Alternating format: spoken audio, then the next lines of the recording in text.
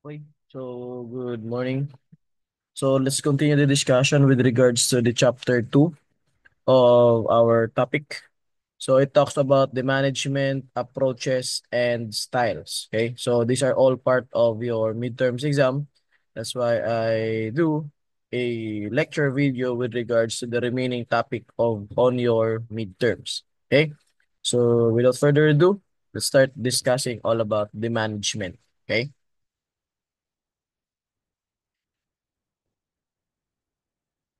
Ayaw niyang mag-next. Okay. So first, let's try to define first the management. So first, let's try to find the etymology of the word management. So the word management came from the Italian word maneggiare, which means to handle, and also a French word, a manager, which means to direct a household, to economize, and act or guiding or leading. Okay? So those are part of the etymology. So the definition of management, an act of managing people and their work for achieving a common goal by using the organization's resources. Okay? So minsan nagkakaroon ng pagpapalit, no? Minsan hindi natin kayang ma-distinguish the difference between the leadership and the management. Plus, always take note that leadership comes with three lamang: the inspiring, motivating, and the maximization of efforts. Okay nga. But the management talks about may pagkakahalintulad sila ng leadership. Una-una, there is a common goal. Okay? Merong goal na ginagawa, merong goal na sinasabi para ma-achieve natin yung isang goal. O ika nga. And tatandaan natin that we are managing people. Okay? Na, we are not directing people, we are not leading people, but we are managing people. Ibig sabihin, sa leadership, tayo ang nagpapagalaw sa tao. Okay? Pag sa management, inaayos natin yung trabaho ng tao. Okay? And it creates an environment under which the manager and his subordinates can work together for the attainment of the group objective. Always comes with a group objective po palagi yan. Okay? So, ganun din naman yung ating leadership, meron din pong group objective. Okay? Group of people that use their talents, skills in running the complete system of the organization. Plus, tatandaan natin that management also a group of people na inaayos ang isang organization. Okay? Sila yung bahala when it comes to pagpapalago or pagpapaayos o pagsasaayos nung isang organization. Okay? So the person behind that management is what we so call the manager. Okay? He or she is the person in charge with the organization's planning, organizing, direction, coordination, and control. Yung tinatawag po natin na post-decorb. Ika nga. Ano ba yung post-decorb kung tawagin? So we have the ayan, P-O-S, D, corb. Ayan, C-O, R-B. So, pasensya nyo na yung ating sulat. Okay. So, pag sinabing post-decor, so P stands for planning, O stands for organizing, S stands for staffing, D stands for directing, co stands for coordinating, R for reporting, and B for budgeting. Okay. Lahat po niyan is the functions of management. Lahat yan ay ginagawa ng isang manager. First, the manager can do planning. Ano bang ginagawa sa planning? Siya ay nagpaplano what will be the strategy, what will be the next move, what will be the actions to do, the action plan. Yun ang ginagawa sa planning. Pag sinabing organizing, ito yung isa sa ayos niya, ano ang mga gagawin daw? What will be the next move? Okay? What will be the, tawag dito, yung mga dapat pang gawin? Kung sinabing staffing, sino ang gagawa? Who will be the persons in charge? Who will be the person who will take the move? Ganun sa staffing. Pag sinabing directing, diyan papasok yung leading natin. Eh, tatandaan natin, leadership is just a part of management lamang. Directing. Ibig sabihin, paano natin papakilusin ng tuloy-tuloy yung tao. Pag sinabing coordinating naman, it's somewhat like you will going to contact, we will going to coordinate with the other offices, lalo na intra-departmental. Pag sinabing intra-departmental, it talks about um, within your department. Pag sinabing extra-departmental, it goes beyond your department. So, ibig sabihin, lalabas ng department. And syempre, hindi naman mawawala yung reporting and also the most important one is the budgeting. Bakit? Bakit? Plus, tatandaan natin that we have always a limited resources when it comes to organizational resources. Ibig sabihin, hindi po lahat ng organization ay siksik-liglig, ika nga, siksik-liglig yung budget. Nandiyan lamang yung minimal budget na binibigay, kung hindi man minimal, ay saktuhan lang. Plus, if you are given a 200, for example, 200 million budget and hindi mo na budget ng maayos yung ginagawa mo, wala pa rin pong mangyayari. Okay? Kaya, as a functions of the management, kailangan niya pa rin i-budget, lalong-lalo na yung kanyang organizational resources. Because it will be, tawag dito, masasayang lamang yung pinaghirapan ninyo doon kung hindi maibabudget ng maayos. So yun po yung trabaho ng ating manager. And also, he or she has the ability also to recruit or fire a personnel. Okay? So siya ay may kakayahan din na mag-fire, siya ay may kakayahan din na mag-hire ng isang empleyado. Okay? So yun po yung trabaho ng manager natin. Next could be,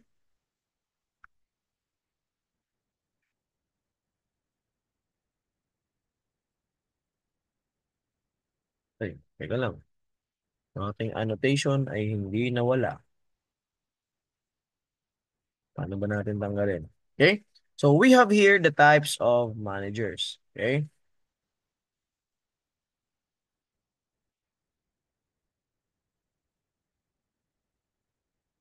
And ano na yung mawala? Ano nangyari yun? Ay, ito pala.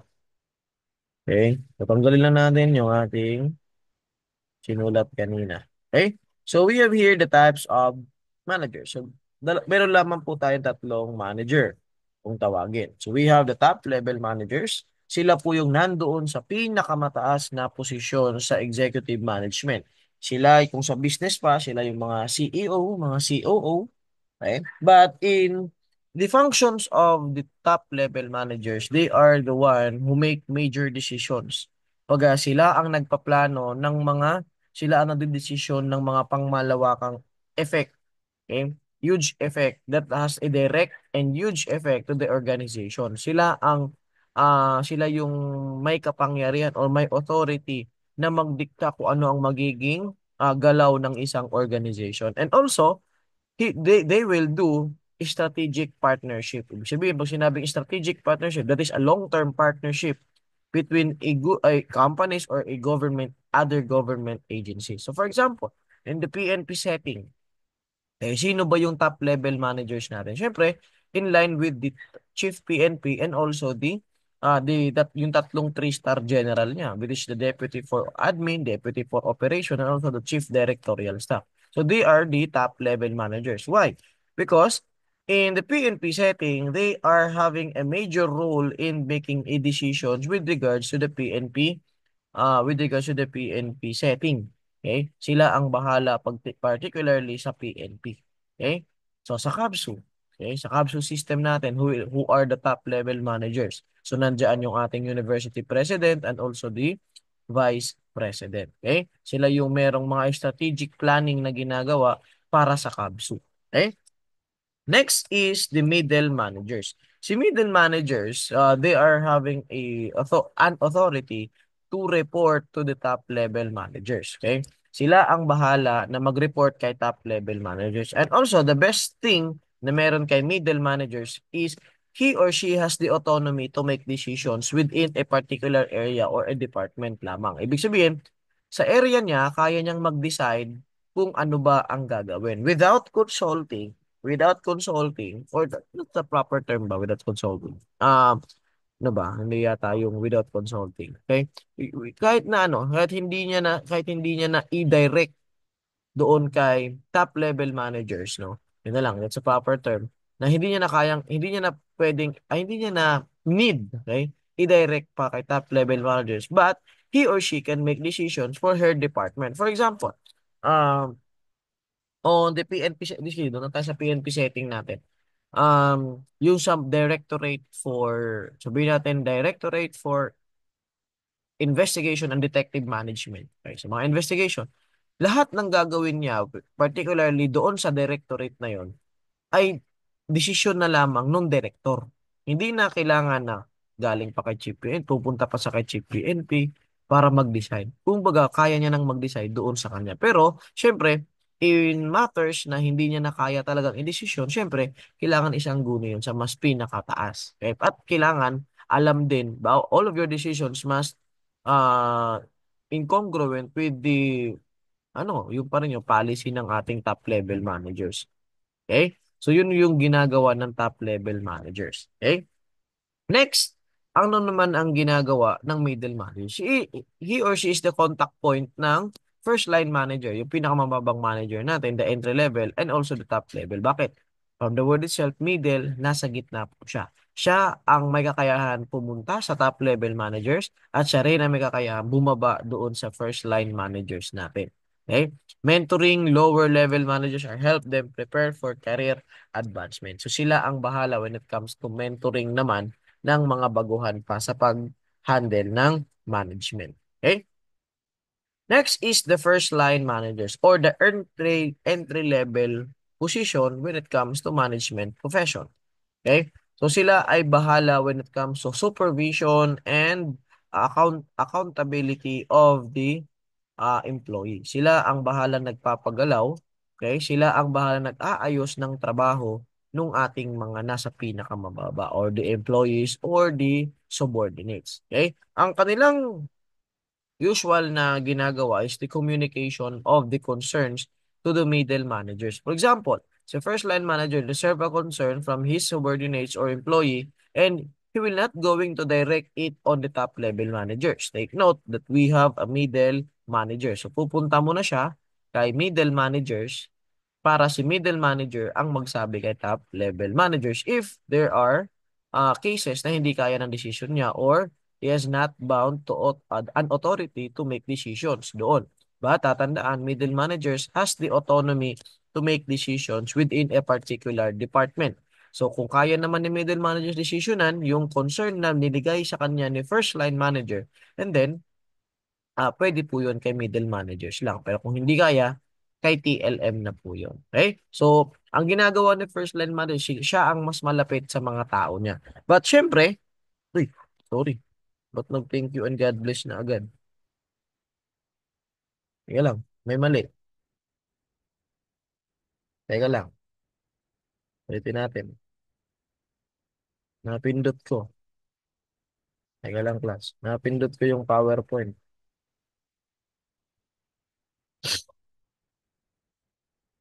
Bakit nagano siya? Teka lang, ha? Okay. Nag-end siya. Okay? So, let me share my screen ulit.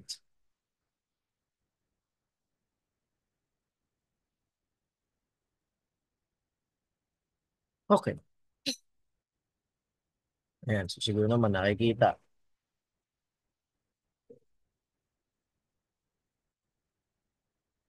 Okay.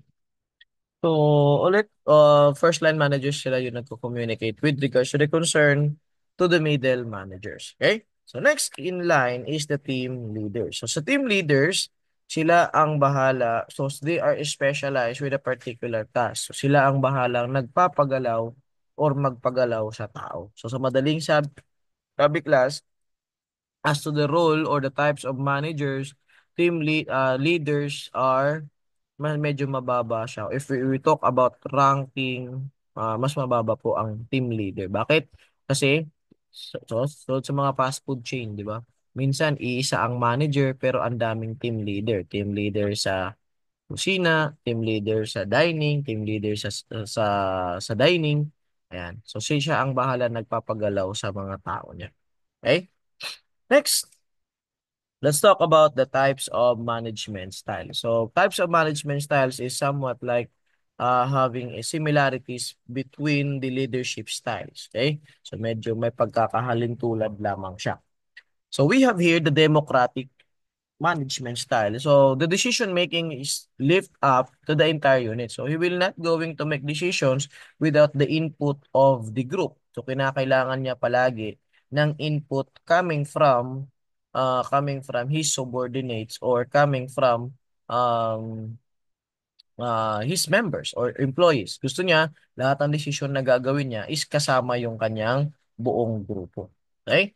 Next is visionary. Siya naman yung inspirational management styles. Okay? Siya naman ay sobrang nagtitiwala, pinagkakatiwala niya lahat sa kanyang mga subordinates or empleyado yung pag-handle ng logistics. For example, o sige, kayo na ang bahala mag-handle ng bond paper. Okay, sabihin, coupon bond natin.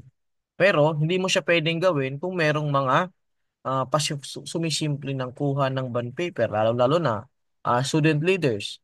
Okay? You have the authority na nandoon sa office and you are part of the budgeting na ginagawa, no? So meron kayong budget sa coupon bond or sa bond paper. Now, here it goes, merong research na gagawin, 'di ba?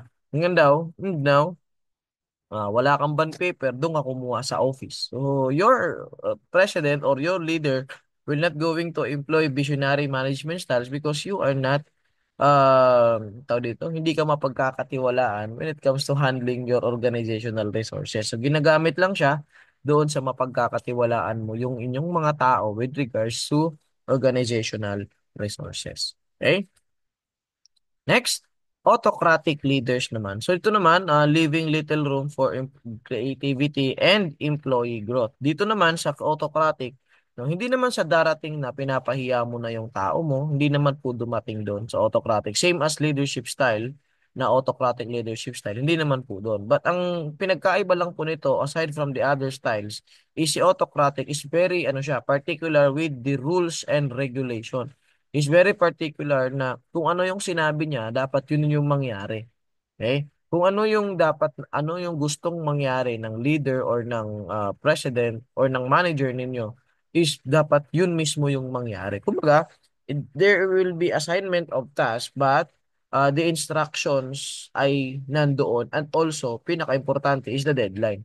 So, ginagamit siya pag ang alam mo, ang grupo mo ay hindi na sumusunod with regards to doon sa mga deadlines, doon sa mga dapat gawin, kumaga parang isinasawalang bahala. So diyan papasok yung tinatawag na autocratic management styles.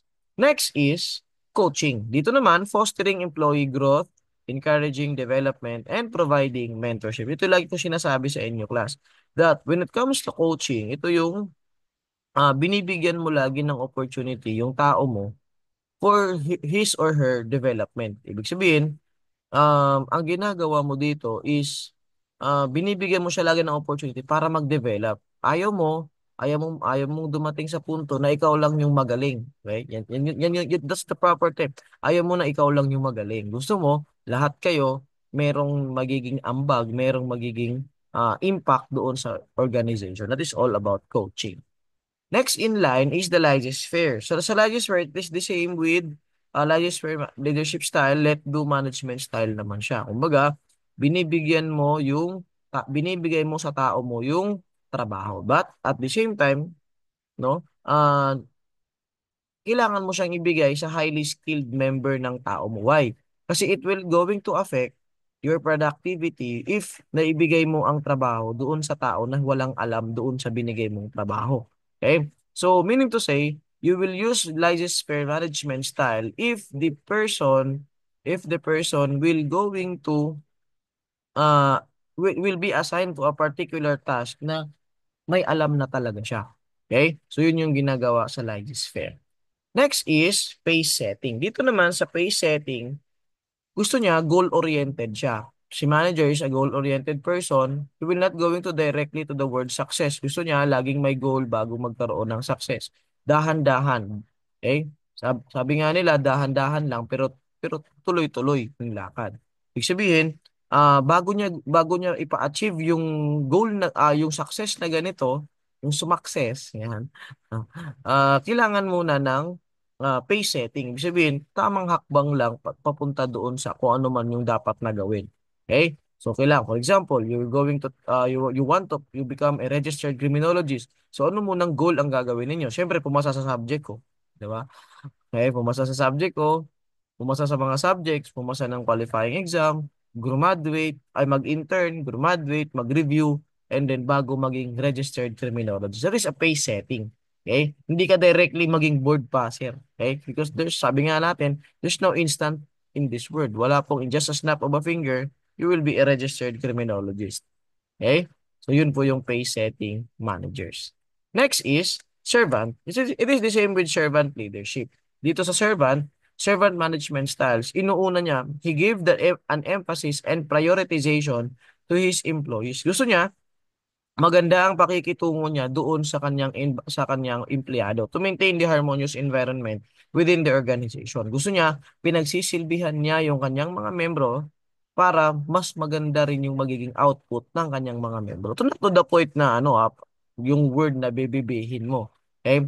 To the point na ikaw din ay nagtatrabaho para makita ng mga members mo that that our manager is doing his work also. Hindi lang sa amin ina-assign yung trabaho, hindi lamang sa amin binibigay yung trabaho, but as well, siya rin may ginagawa for the benefit of the entire organization. Okay?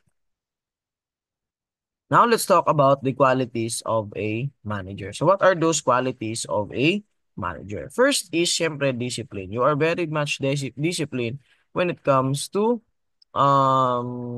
your organization, because you will be serve as a positive role model for high standard. Okay, ikaw mismo ay magiging role model doon sa inyong organization, particularly na ng iyong mga empleyado or subordinates. Kasi ang tendency, if you are a manager and you are not a disciplined person, tendency magkakagulo sa organization nyo. For example, ganito. Meeting place, sabi natin, meeting time is 7. Ikaw nag-set ng call time 7, pero dumating ka 8:30. Next time na magsabi ka ng call time, your employees or your subordinates will not, hindi na sila maniniwala sa'yo. Will not going to trust your call time kasi ikaw mismo nag-violate. So as a manager, you will be served as a positive role model. So dapat ikaw yung unang gumagawa ng mga dapat gawin bago yung iyong mga subordinates. Next is committed to work. Class commitment to work, it's somewhat like kahit anong hirap ang pagdaanan sa isang organization, nandun ka pa rin. There's no perfect organization. There's no perfect manager. There's no perfect leader. Nagiging perfect lang sila, it's because of their commitment to work. Okay? Despite of all the hardships, despite of all the trials, despite of all the tawag dito, yung problema doon sa inyong organization, still, he is committed to do action to decide paano makaalis sa problema at paano masolusyonan yung problema. Okay? Kaya minsan, di ba, kahit gaano kababa ang sahod, he or she is committed to work kasi nga, napamahal na sa kanya yung trabaho. It is one of the qualities of a manager. And syempre, confidence. Tatandaan natin that confidence is an important ingredient for a success. Okay? Plus, as a manager, you need to be more confident when it comes to making your decisions. Why? Because you as a manager, sabi nga kanina, you have as a positive role model pero ikaw mismo wala kang tiwala sa sarili mo. And then first things first to do is you trust yourself first before you're going to trust the others. So, nandoon papasok yung tinatawag nating self-confidence. Magtitiwala ka muna sa sarili mo bago ka magtiwala sa iba. Okay? Halimbawa, if Sarah Geronimo has no confidence with her voice, sa tingin nyo magiging sikat siya. Manny Pacquiao, Senator Manny Pacquiao, kung hindi siya nagtiwala na malakas ang suntok niya, di ba? It is all about confidence. Kasi nagiging successful ang isang tao na bilang isang naging confident sa sarili niya. Okay? Next is effective decision making. Bakit kaya naka-highlight dyan? Yung effective mismo. Plus, we can make decisions anywhere, anytime. Okay? At any place. Pwede nating magawa ang decision. But the question is that effective? The selection of option ba ay effective? Kasi pwede naman tayo mamili. Pero ang problema doon, nakatulong ba or naging effective ba siya para sa'yo? For example, ganito. ah, wala ka ng pang-aral. Okay? Walang nagsusuporta sa iyo pang-aral. Ang mas gusto mo, huminto na lang sa pag-aaral. Okay? So huminto, naging effective ba decision mo? Eh, there are students who are working students. Di ba? Kinaya nga ng iba, ba't di mo kakayanin? Di ba? It is somewhat like doon sa decision making mo. Okay? Doon sa decision making mo, paano mo siya pinagdesisyonan? Is it effective? Kasi pwede naman tayo mag-decide eh. We can do decisions, sabi ko nga, anywhere, any place, anytime, pwede tayo mag-decision. Pero ang tanong doon, is that effective? As a manager, dapat all of your decisions, hindi man lahat perfect, no? Decision makers can do mistakes also, no? Pero uh, pwedeng malilesen siya when it comes to your decision making. Dapat lahat 'yon ay effective. Okay? Next is competence. Okay? Are you competent enough in handling a certain organization? Dapat when we say competent management, ikaw ay may capacity to accomplish organizational objectives. Are those objectives ng iyong organization ay nagawa mo na ba? Are the objectives of the organizations ay natapos mo ba? So doon mapaprocess yung ating competence. Okay? So as a manager, you will be a competent manager if all of the resources ay nagamit mo ng mas maayos. The performance of your employees and subordinates is reflecting the word professionalism.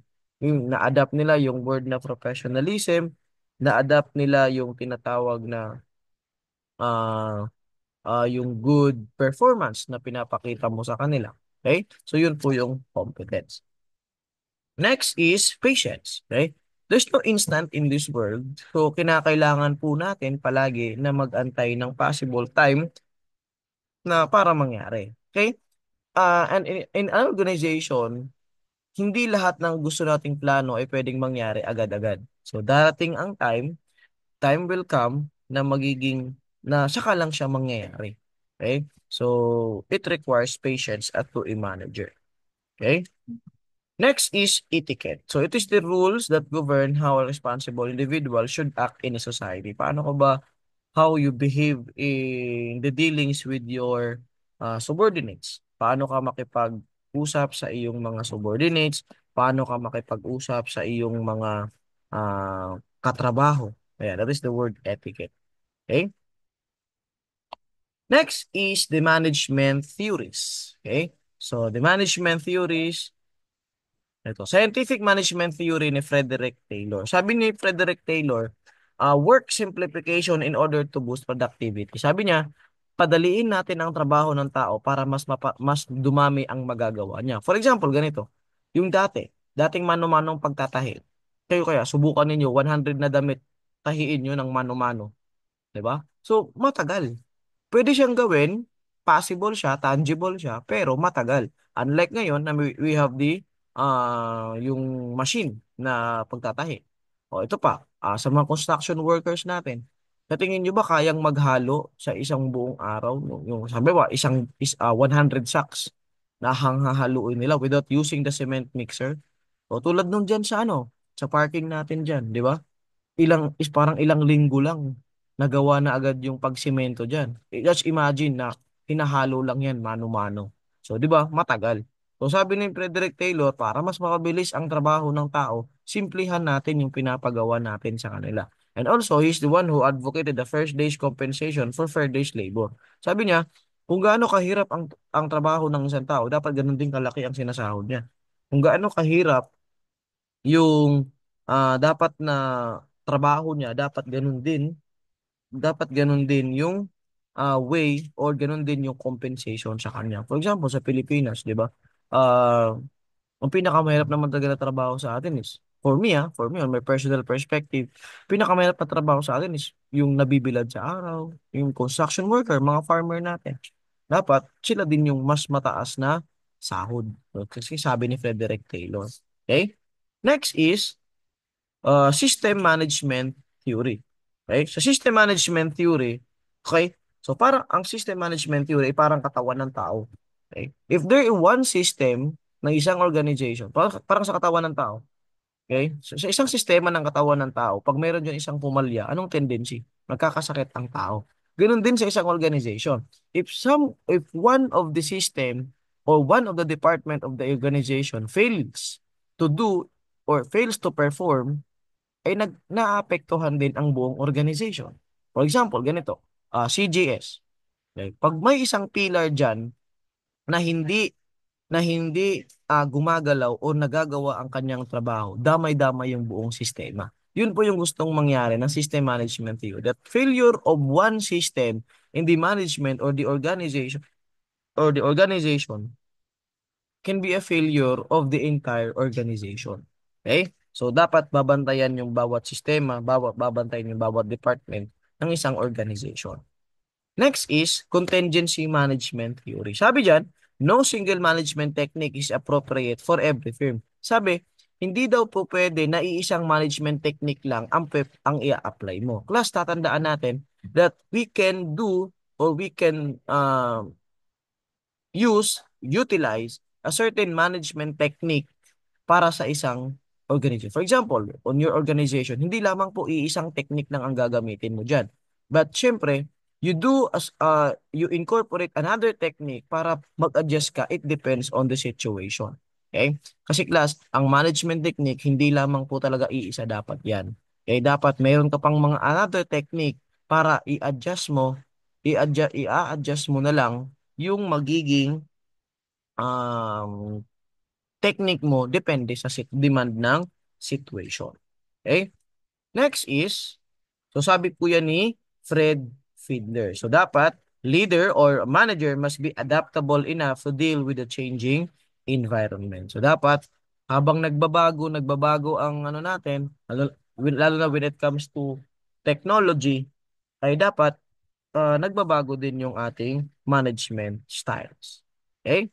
Next is Theory X and Theory Y. Okay? Sa Theory X, sila yung authoritarian managers. Okay? Pag sinabi namang participatory, sila naman yung mga Theory Y, sila naman yung mga participatory. So ginagamit ang Theory X and Y ni Douglas MacGregor as a two opposing notion na ginagamit sa isang management. So pag time na sumusunod ang tao niya, he will do Theory X. Ay no, Theory Y, participatory siya. Kumbaga hindi siya ganun ka higpit.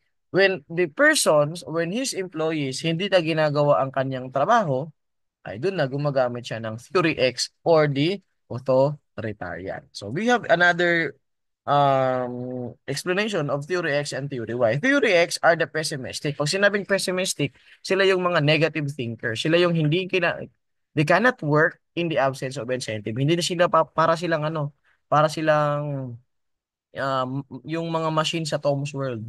Hindi sila umaandar hanggat walang binibigay na pera. Okay? Kailangan, bawat galaw nila, meron silang pera. Pag sinabi namang theory-wise, sila yung optimistic, mga positive thinkers. So sila yung collaborative and trust-based relationships. Sila yung mga, sige, okay lang, pagtrabaho lang ako. Naniniwala naman ako na may darating din para sa akin. Okay? So those are theory X and theory Y. Okay? Next is classical management theory. So sila yung nag-recommend on the labor specialization. Huwag nating daw bigyan yung mga taong hindi alam ang gagawin. Kumbaga, kaya 'di ba pansinin niyo, when you're going to apply for a particular job, always tinatanong, may experience ka ba? May experience ka ba? Bakit? Ano kayang rason? Because they can lower the cost level when it comes to your training. So, yung budget sana on your training ay may budget na lang nila sa iba. Kaya ang hinahanap nila is yung may experience. Pero, sabi nga sa classical management theory, labor specialization. Kung sino ang magaling sa trabaho yan, siya ang ibigay mo. Kasi it is a matter it has a huge impact doon sa ating productivity if ibibigay natin yung tao na hindi pa alam. So meron siyang tawag dito, pagbabangga doon sa transformational leadership. Bakit? Transformational leadership, naniniwala siya sa development ng tao. Na habang binibigyan mo siya ng trabaho, nagde-develop siya. But in classical management theory, wag mong bigyan yung taong hindi pa alam ang gagawin para hindi maapektuhan yung kanyang productivity. Okay? So yun po yung classical management theory. Next is behavioral management theory naman. Dito naman, emphasizes the human elements of work. So napaka-importante po. Plus, natandaan natin, the human resource is essential when it comes to our organization. Kahit nandyan man yung makina, yung materials natin, money, kung wala pa rin po yung taong gagalaw, ay wala pa rin pong mangyayari sa organization natin. So, it's somewhat like, ang ginagawa dyan is to have a motivation doon sa tao natin to resolve the conflicts within the organization and also to create a team management or a team doon sa grupo mo. Hindi yung nagkakaroon ng group dynamics, may grupong ganito, may grupong ganyan. That is on the behavioral management theory. Next is modern management theory naman tayo. So dito naman, naka-incorporate tayo doon sa application ng rigorous mathematical approaches. Kumbaga, nakadeal tayo doon sa statistics. Pag naghigpit ako, tumataas yung kanilang production. Pag nagluwag naman ako, bumababa yung kanilang production. So, anong gagawin mo? So, siyempre, gusto mo mapataas yung production ng tao mo, so doon ka pa rin sa paggamit ng authoritarian. Okay? Next, the functions of the management. So nasabi ko na po kanina yung post-decode po. So when we say planning, it is all about the development of strategy to achieve the goals of the company or the organization. So ginagawa din ang pagpaplano, hindi po yan gala, no? Na mas natutuloy ang plano. In the organization, you need to conduct planning para may guide kayo ano ba ang possible na gagawin pa para sa ating organization. Okay, next is organizing. Paano ba natin papakilusin ang mga tao natin? What are the uh, aid para sa efficient operation natin? Ano ba ang magpapadali ng buhay natin? Ano ba ang magpapadali ng trabaho natin? Okay? Is organizing. Dito naman, sa kulang to, so we have staffing. So, sino ang gagalaw? Okay? Sino ang gagalaw? And leading or directing, sila yung magpapagalaw doon sa mga membro na na-assign sa trabaho. Okay? And also, controlling, paano natin maa-assure na yung pinapakilos nating tao ay ginagawa yung trabaho talaga nila. Okay? For example, parang ito yan plano. Planning, pinag-iisipan nyo ano ang gagawin. Okay? Anong mga step na dapat gawin? When we say organizing, ano ba ang dapat ano ba ang in-need na gagawin doon? Okay? Ano pa ba ang mga dapat na gagawin? Okay? Pag planning pala, ito ang gagawin. Okay? Ito ang gagawin natin. Pag organizing, ano pa ang dapat na gawin? Okay? Pag staffing, sino ang gagawa? Pag directing, paano pakilusin ang tao? And pag sinabing controlling, paano pakilusin yung tao na naayon pa rin doon sa goals ng organization natin. Okay? So yun yung pinadali natin yung function. When we say managerial roles naman, we have three. So hindi lamang po yan iisa ang ginagawa ng ating manager. Una, decisional roles. Sa decisional roles, managers will do decision making. Okay?